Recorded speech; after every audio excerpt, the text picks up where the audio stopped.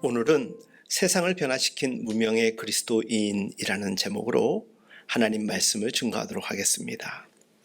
세상은 위대하다라는 몇몇의 사람들로 인하여 이끌리고 변화되어 왔다라고 사람들은 알고 있습니다. 그리고 세상의 변화는 우리가 서 있는 지금 여기가 아닌 어쩜 먼 곳, 다른 곳으로부터 시작되어 왔다라고 사람들은 여깁니다. 주 안에서 사랑하는 여러분, 새로운 변화, 새로운 역사는 특정한 누군가에 의한 힘보다는 지극히 평범한 시민들의 조용한 행보 속에서 더 강력하고 더 파괴력 있는 변화를 가능케 해왔습니다. 새 역사는 우리의 이성과 동떨어진 머나먼 곳에서부터 시작된 것 아닙니다. 새 역사는 언제나 우리의 일상 속에서 우리의 이웃들과 함께 진행되고 있는 것입니다. 단지 당사자나 그 주위 사람들이 당장 그 인식을 못하는 것뿐이지요.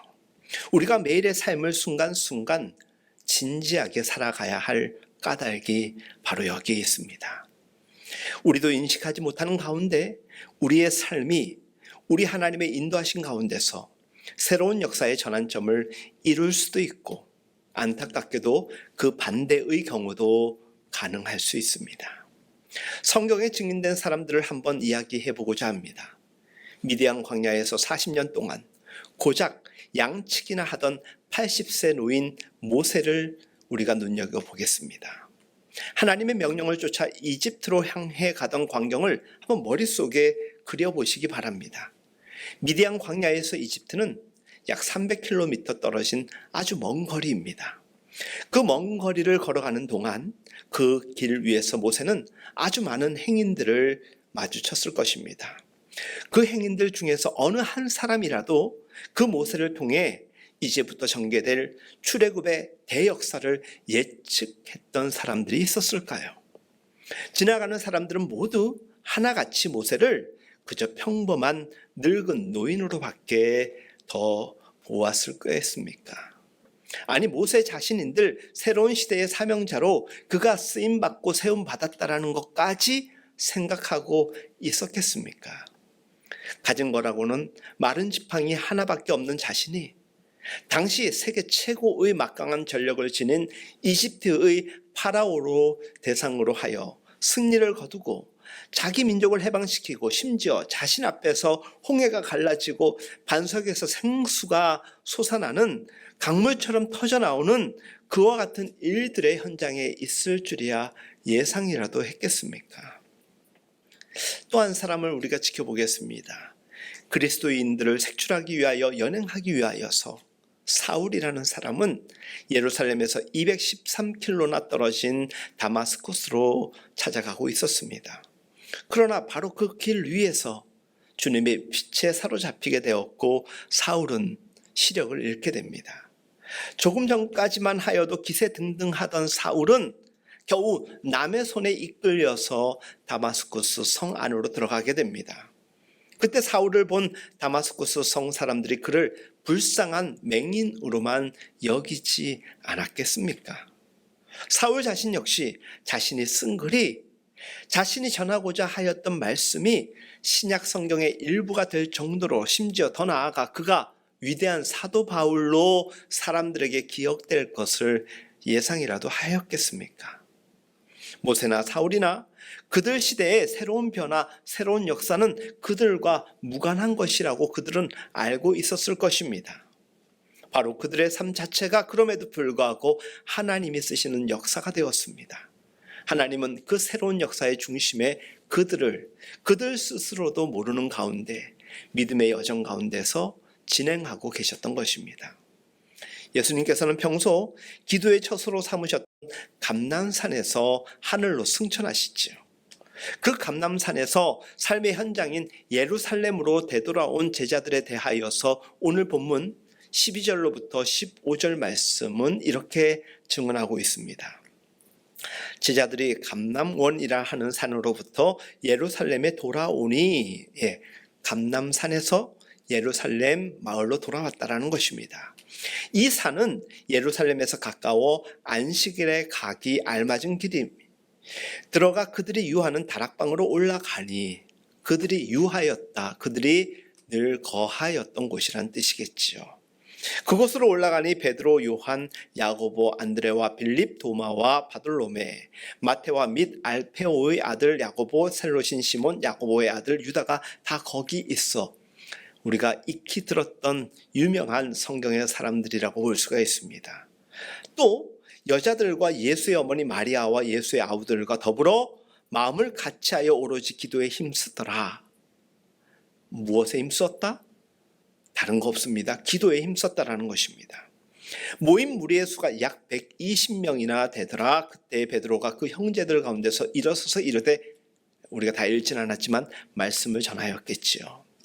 감람산에서 되돌아온 제자들은 그들의 예루살렘에 거처였던 소위 마가의 다락방에 모여들었던 것입니다. 그리고 그곳에 모여있던 남녀 성도들과 예수님의 모친 아우들과 함께 오롯이 기도에 힘썼습니다. 오늘 우리가 신경 써서 주목해야 할 부분은 바로 이날 이 장소에 모였던 사람들의 숫자입니다. 본문은 그 수를 대략 120명이나 되었다라고 증언하고 있습니다. 우리말 성경에는 120명이나라고 번역되어 있어서 120명이라는 숫자가 상당한 숫자라고 우리에게 느낌을 줍니다. 그러나 헬라어 본문에는 120명이나 되는 거기에서 이나라는 조사가 포함되어 있지 않습니다. 따라서 원문의 뜻을 그대로 옮기면 120명쯤 모여 있었다라고 번역하는 것이 더 정확한 해석이 될 것입니다. 당시 예루살렘에는 길이 180m 그리고 폭이 120m에 달하는 아주 거대한 예루살렘 성전이 있었습니다. 그 예루살렘 성전의 규모는 일반 가정집의 규모에 지나지 않았던 마가의 다락방과는 비교 자체가 되지 않는 너무나도 큰 규모였습니다. 그뿐 아니라 로마 제국 식민 통치하에 있었던 예루살렘은 수많은 군중들이 동시에 모일 수 있었던 야외 경기장과 극장들이 많았습니다. 주 70년 8만 대군을 이끌고 로마의 장군 티투스 장군이 쳐들어오게 됩니다.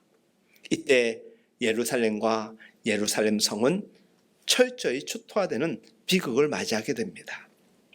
그 웅장하였던 예루살렘 성전도 그때 완전히 파괴되었습니다.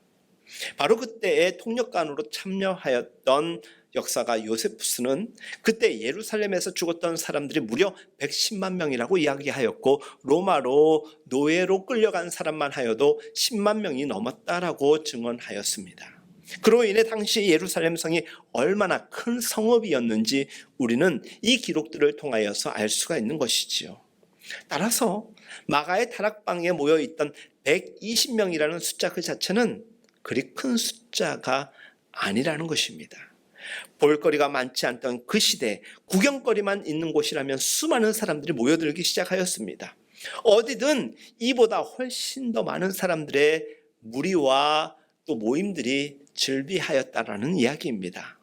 따라서 예루살렘 사람들은 마가의 다락방에 모여있는 120명의 사람들이 많아 보이지도 않았지만 크게 신경 쓰지 않았다라는 것입니다.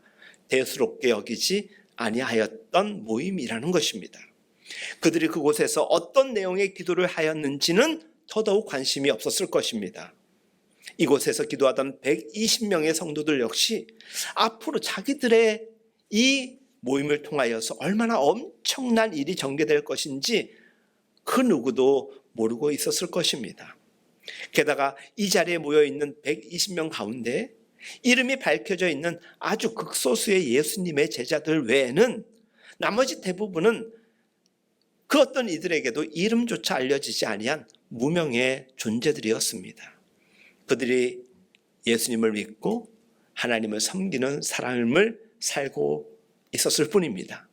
이들을 가리켜서 우리는 세상을 변화시킨 무명의 그리스도인, 더 정확하게 얘기하면 120명의 용기 있는 그리스도인이라고 우리는 이야기할 수도 있겠지요.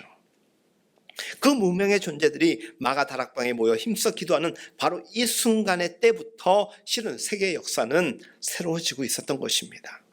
새 역사의 거대한 물줄기가 바로 이곳에서부터 발언하기 시작하였다라는 것입니다.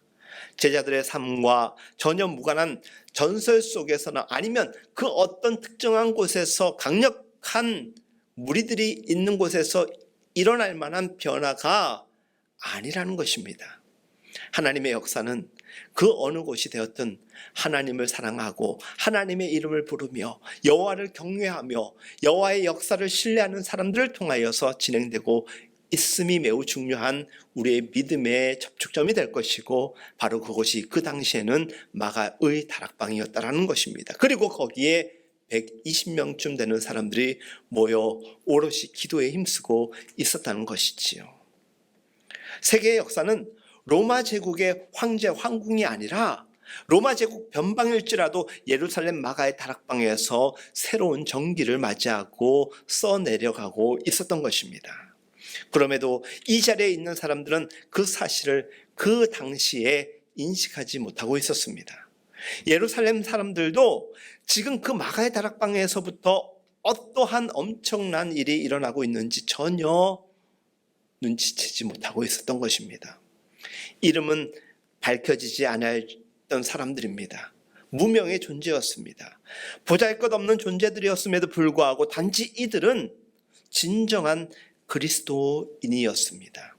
그 이유만으로 어떻게 그들에 의해 세계 역사가 새로워질 수 있었는지에 대해서는 성경을 통하여서 우리는 확인하고 있을 수 있고, 또 교회사에서 드러난 여러 가지 구체적인 사례들을 통하여서 우리는 정말 하나님께서 어떻게 세상을 이끌어 가시는지, 하나님께서 우리와 같은 믿음의 사람들을 어떻게 쓰시는지를 우리는 확인할 수가 있습니다. 오늘 특별히 교회 역사에 드러난 몇 가지 사례들, 그리고 그 중심에 있었던 믿음의 사람들의 이야기를 통하여서 우리는 보다 구체적으로 우리 또한 세상을 변화시킬 수 있는 무명의 그리스도인의 한 사람임을 확신할 수 있기를 바랍니다. 16세기 유럽 대륙에서 시작되었던 종교개혁, 너무나도 우리가 많이 들었던 종교개혁입니다. 빼놓을 수 없는 종교개혁자 가운데서 한 사람이 바로 스코틀랜드의 존 낙스입니다. 그는 제네바의 개혁자 칼뱅의 영향을 많이 받았습니다. 그는 영국 프리터리즘의 창시자 중에 한 사람이 되었고, 궁극적으로는 영국 장로교의 선구자가 되었습니다. 미국의 장로교회 역시 존 낙스의 영향을 많이 받았다고 합니다. 이 사람이 미국과 영국에 큰 영향력을 미쳤던 장로교회의 선구자였던 것입니다.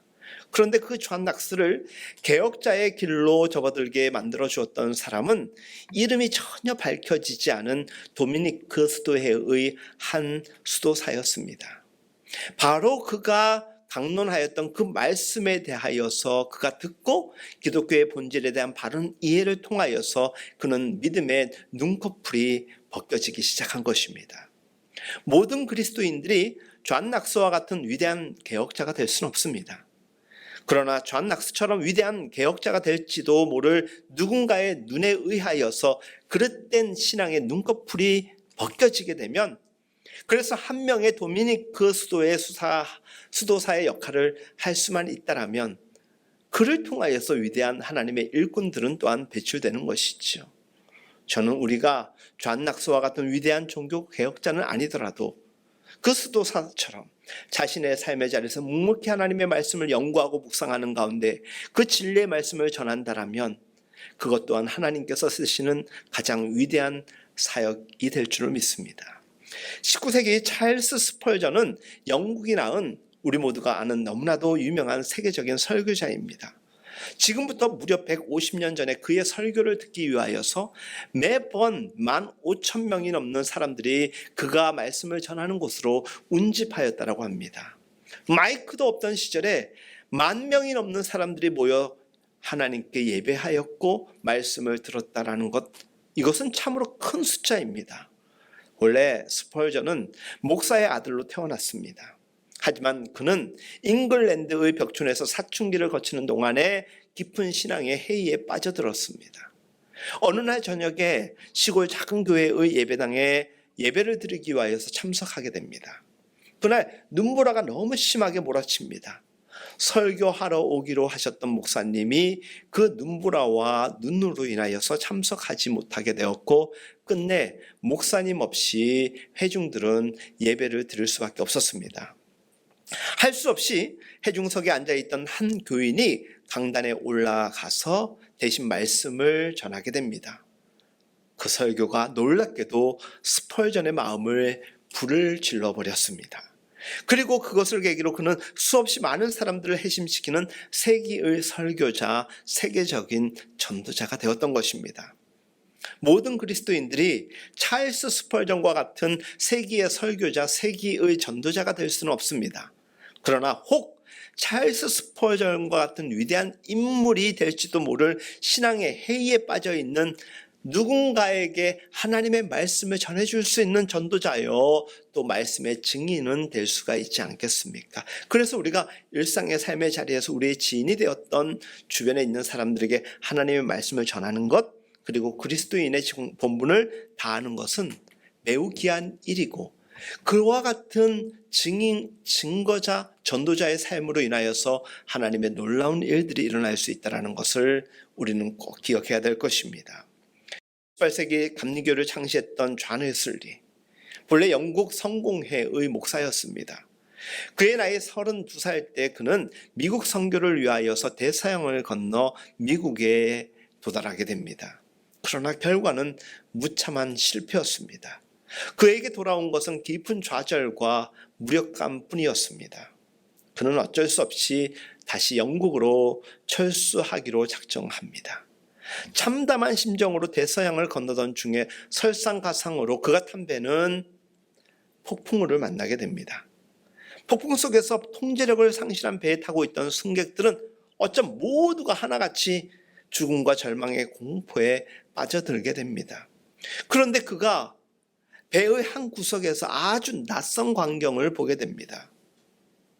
웨슬리라고 그 죽음의 공포에서 예외일 수는 없었지 않습니까?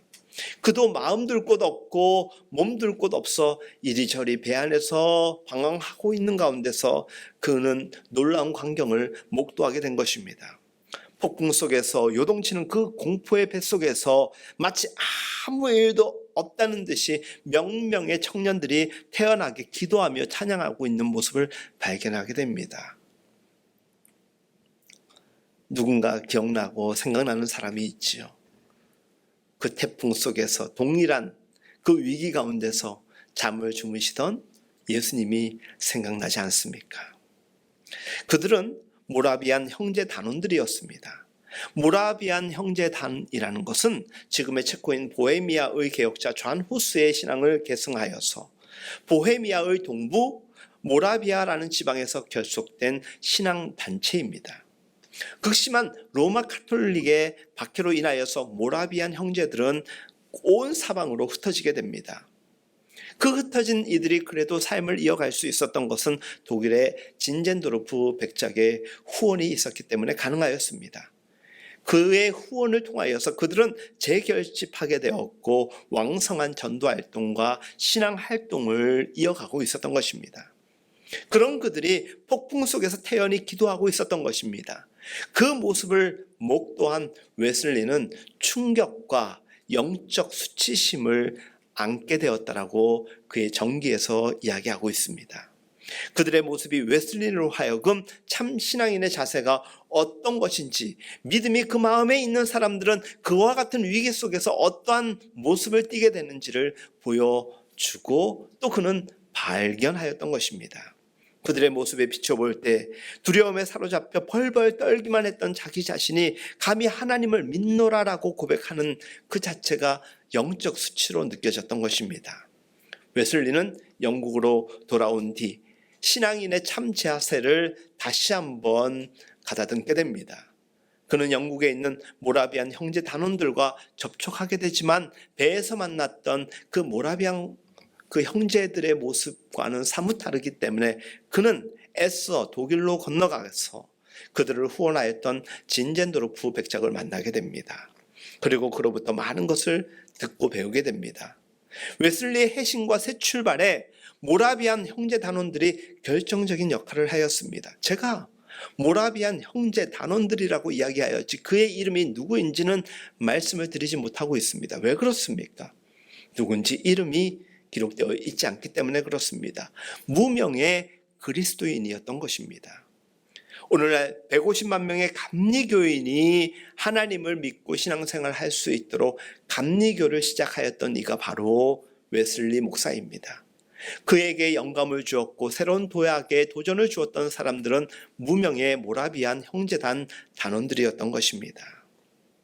주 안에서 사랑하는 여러분, 이와 같은 일들이 그 당시에만 있었겠습니까? 지금도 세상 곳곳에 그와 같은 일들이, 그와 같은 사람들이 믿음의 일꾼으로 하나님의 세움을 받고 있습니다. 모든 그리스도인들이 웨슬리처럼 세계적인 영적 지도자가 될 수 없습니다.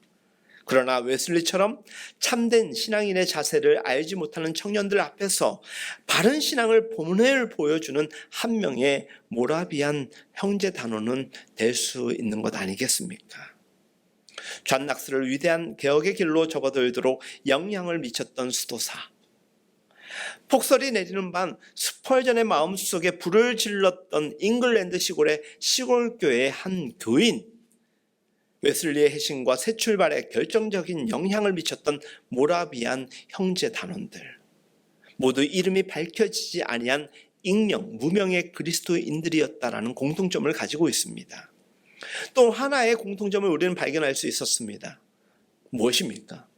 그들은 진정한 그리스도인들이었다라는 것입니다. 사람들이 알아봐 주던 알아봐 주지 않든 묵묵히 하나님 앞에 신앙으로 신실하게 신앙 생활을 하였던 사람들이고 묵묵히 자기들에게 주어진 사명을 감당하였던 이들이었습니다. 상황이 때로 그들로 하여금 위축되게 하기도 하고 어려움을 주기도 하였지만 그것에 아랑곳하지 아니하고 신앙에 집중하고 그 신앙의 힘으로 상황을 뛰어넘는 담대한 삶으로 살아내었던 그들이었습니다. 그들은 모두 자신의 생애에서 자신들이 한순간 만났던 사람들에게 자신들로 인하여서 세계 역사의 한 부분을 새롭게 하는 하나님의 도구로 쓰임받았다라는 사실을 그들 스스로 그 삶의 현장에서 결코 알지 못했을 것입니다. 그러나 그들이 세상을 떠난 뒤 주님 승천하신 하나님 나라에 갔을 것이고 그 하나님 나라에서 그들의 영향으로 세계를 움직이는 위대한 복음자로 설교자로 사역했다라는 소식을 접했을 것 같습니다. 그리고 하나님께 그들은 하늘나라에서 하나님께 감사하지 않았겠습니까? 오늘의 본문으로 돌아갑니다. 마가의 다락방에서 120명의 성도들이 기도하고 있었습니다. 그 숫자는 그리 크지 않았습니다. 심지어 그들은 이름이 알려지지 않은 무명의 그리스도인들이었습니다. 그러나 그 120명은 한결같이 주님께 자신의 삶을 내려놓고 그 가운데 주님을 모셔드린 이들이었습니다. 진정한 그리스도인들이었고 그리스도인의 삶을 살았던 사람들이었습니다. 이 이후에 이들의 인생을 살아가는 동안 각각 만난 사람들 중에 어찌 그 시대의 개혁자, 그 시대의 지도자, 하나님이 원하시는 믿음의 사람들이 영향을 받지 않았겠습니까? 아마 그들로 통하여서 수많은 사람들이 예수를 영접하였고 예수의 증인으로 또 무명의 강력한 하나님의 일꾼으로 쓰임받았을 것이라고 저는 확신합니다. 그렇다면 이 무명의 진실한 그리스도인 120명에 의해서 세계의 새로운 역사가 시작되었다라는 이 가설과 같은 저의 표현은 무리 없는 이야기가 되지 않겠습니까? 120명이란 숫자 그 자체는 아무것도 아닙니다. 많은 인원도 아닙니다. 그 당시 로마의 제국에 비하면은 그 마가의 다락방은 좁은 곳이었고 로마의 수많은 제국의 사람들에 비하면 아무것도 아닌 사람의 수에 불과합니다. 그러나 참된 그리스도인 120명만 있어도 세계의 역사는 얼마든지 새로워질 수 있다는 것을 우리는 발견하게 되는 것입니다. 주님께서 당신의 도구로 쓰시겠다라고 마음 잡수시고 결정하시고 친히 역사를 새롭게 하시겠다라고 그래서 쓰시는 사람들은 이와 같이 무명의 그리스도인이라 할지라도 진실함으로 무장된 하나님의 일꾼들이었다라는 것입니다. 개척을 하고 비록 우리의 사역 기간 동안 무화과 나무의 수출이 없었다고 한들 거룩하신 하나님 아버지께서 우리의 아버지로 계셔 주시고 계시고 그리고 지금도 우리를 통하여서 당신의 일을 진행하고 계신다라는 전제하에 우리가 하나님 앞에 진실한 그리스도인으로 무장되고 진실하게 반응하고 있다라면 우리들을 통하여서 우리도 모르는 일이 지금 진행되고 있고 훗날 아름다운 그리스도인의 흔적은 남겨질 것이라고 저는 확신합니다. 그렇기 때문에 우리는 비록 힘들고 그래서 여전히 하나님을 향하여 불평할 수밖에 없고 하나님 이거 주십시오 저거 주십시오 이거 없어서 안 됩니다라는 말하기에 앞서서 미리부터 우리는 이 현실을 뛰어넘는 감사를 하나님께 올려드릴 수 있습니다. 하나님께서는 우리의 소유가 아니라 우리 자신을 원하고 계십니다. 우리가 하나님께 바쳐드릴 수 있는 최선은 우리의 물질이 아닙니다. 참된 그리스도인된 우리의 삶이라는 것입니다. 우리가 위대한 개혁자, 세기의 명설교가가 되지 않아도 전혀 상관없습니다.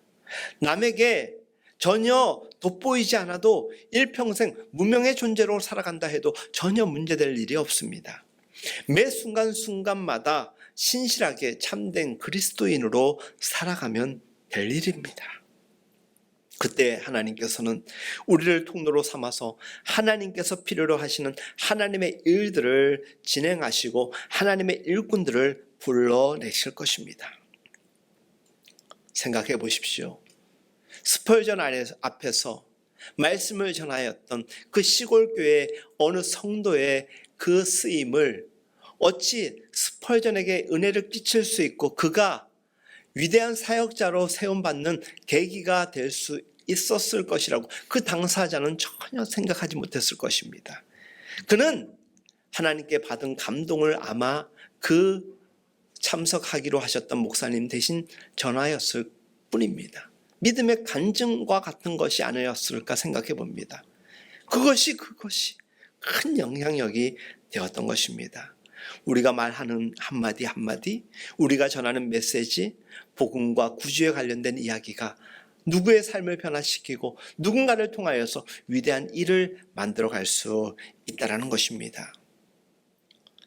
하나님께서 변함없는 은혜를 베풀어 주시는 이유가 여기에 있고 비록 삶이 어렵고 힘든 여건이라 할지라도 우리가 포기할 수 없는 이유가 여기에 있는 것입니다. 우리의 삶보다 더 귀한 하나님을 향한 예물이 없고 우리의 삶의 처지가 어찌 되었든 이보다 더 좋은 하나님의 현장은 있을 수가 없는 것입니다. 우리가 무명 그리스도인이라 할지라도 우리를 통한 하나님의 마가의 다락방의 역사는 지금도 진행되고 있다는 것입니다. 저는 우리 교회 이곳이 바로 이 아둘람의 예배당이 마가의 다락방이라고 고백합니다. 그 수는 120명에는 턱없이 모자라지만 이곳에 120명의 하나님의 기도의 일꾼들을 세워주실 것이고 하나님의 일꾼을 세워가는 과정이라고 저는 확신합니다. 그리고 우리 아둘람 교회 미니스트리 아둘람의 사역은 지금 우리가 보여지는 이 현상으로만 모두 국한해서 해석할 것이 아니라 하나님의 예배하심과 인도하심 가운데서 앞으로의 시간들 속에서 영광받을 하나님의 일만 남았음을 저는 담대하게 확신컨 여러분들에게 전하고자 합니다. 주 안에서 사랑하는 여러분, 이 믿음과 신뢰를 바탕으로 기도에 힘쓰며 마가의 다락방에 모였던 120명의 성도들이 오로지 기도에 힘썼던 것처럼 우리도 기도에 힘쓰며 우리의 삶의 자리를 사명으로 감당할 수 있길 예수님의 이름으로 축복합니다.